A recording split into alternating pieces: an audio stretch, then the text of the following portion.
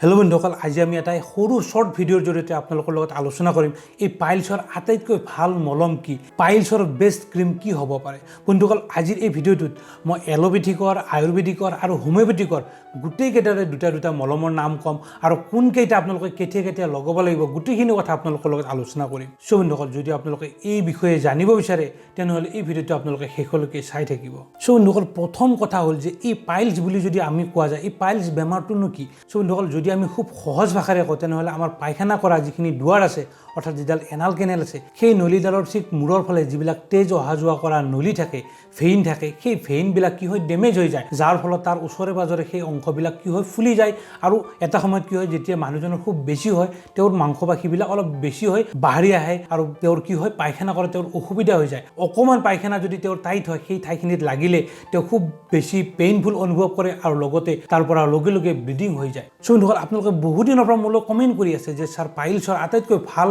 Cream কি cream লগালে piles ভাল হৈ যাব।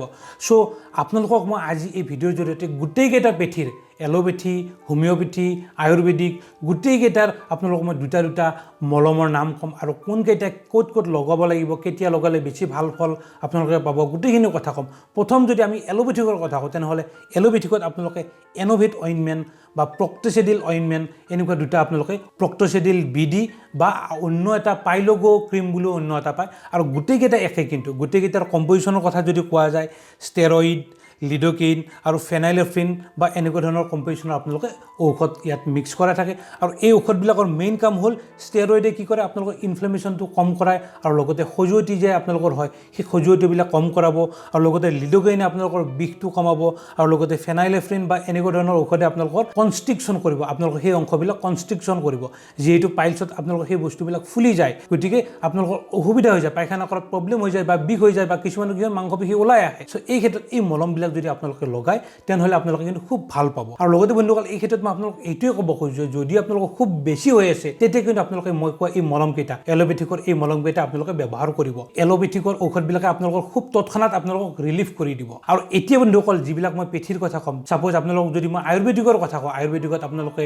পাইলেক্স ক্ৰীম, হিমালয় কোম্পানীৰ পাইলেক্স ক্ৰীম পাব আৰু লগতে অন্য এটা হ'ল পাইলন ক্ৰীম পাব, এইকেইটা আপোনালোকে লগাব পাৰে। বা অন্য আপোনালোকক যদি হোমিঅ'পেথিকৰ কথা কোৱা যায় তেনেহ'লে FP অইনমেণ্ট আৰু লগতে পাইলেক্স ক্ৰীম এনেকুৱা ধৰণৰ দুটা আপোনালোকে হোমিঅ'পেথিকত পাব। মই আপোনালোকক যিকেইটা আটাইতকৈ বেষ্ট আৰু ভাল ৰিজাল্ট আছে সেইকেইটাৰ নাম আপোনালোকক কৈছোঁ। চ' বন্ধুসকল, এই অইনমেণ্টবিলাক কেনেকৈ ব্যৱহাৰ কৰিব লাগে, কেনেকৈ লগাব লাগে তাৰ কথা যদি কোৱা যায় তেনেহ'লে এই গোটেইবিলাক অইনমেণ্ট আপোনালোকে একেধৰণে লগাব পাৰে। সাধাৰণতে ৰাতিপুৱা পায়খানা কৰাৰ আগতে আপোনালোকে এবাৰ ধুনীয়াকৈ লগাই দিব আৰু পায়খানা কৰি উঠিয়েই আপোনালোকে আকৌ এবাৰ লগাই দিব, তেনেকৈ দুবাৰ লগাব আৰু লগতে ৰাতি এবাৰ আপোনালোকে লগাব।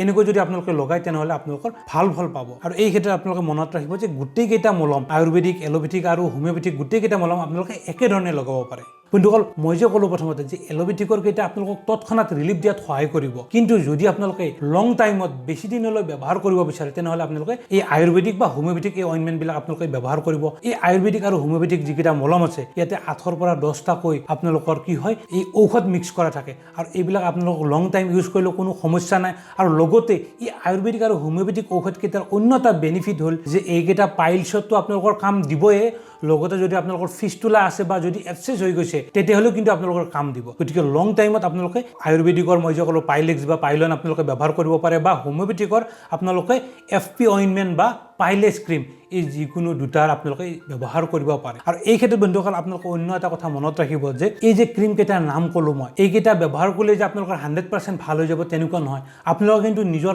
লাইফষ্টাইলটো মডিফাই কৰিব লাগিব। আপোনালোকে খাদ্যত শাক পাচলি বা ফাইবাৰ জাতীয় খাদ্য বেছিকৈ খাব লাগিব, বুট মাহ তিয়াই থৈ আপোনালোকে সেইবিলাক খাই থাকিব লাগিব। আপোনালোকে এনেকুৱা খাদ্য খাব লাগিব যাতে আপোনালোকৰ পায়খানাটো ঢিলা হৈ থাকে, কাৰণ আপোনালোকৰ পায়খানাটো অলপ টান হোৱাৰ লগে লগে কি হ'ব আপোনালোকৰ সেই ঠাইখিনিত যিখিনি ঠাইত আপোনালোকৰ পাইলছৰ সমস্যা হৈছে, পায়খানাটো টাইট হোৱাৰ লগে লগে সেইখিনি ঠাইত কি হ'ব খুন্দা খোৱাৰ লগে লগে আপোনালোকৰ সেই ঠাইখিনি ডেমেজ হৈ যাব, আকৌ ব্লিডিং হ'ব, বিষ হ'ব, আকৌ আপোনালোকৰ কি হ'ব শুকাই যোৱা ঘাঁহখিনি আপোনালোকৰ আকৌ নতুন হৈ যাব। চ' আপোনালোকে সকলো সময়তে পায়খানাটো ঢিলা কৰাৰ চেষ্টা কৰিব আৰু মই কোৱা সেই অইনমেণ্টবিলাক আপোনালোকে ব্যৱহাৰ কৰক, আপোনালোকৰ পাইলছৰ সমস্যা সম্পূৰ্ণ ভাল হৈ যাব। চ' বন্ধুসকল, আজি এই ভিডিঅ'ৰ জৰিয়তে মই আপোনালোকক যিখিনি তথ্য দিলোঁ খুবেই গুৰুত্বপূৰ্ণ। আপোনালোকে এই ভিডিঅ'টো যিমান পাৰে আপোনালোকৰ প্ৰতিগৰাকী বন্ধু বান্ধৱৰ হোৱাটছআপ, ফেচবুক আৰু ইনষ্টাগ্ৰামত শ্বেয়াৰ কৰিব যাতে সকলোৱে এই কথাখিনি গম পায়।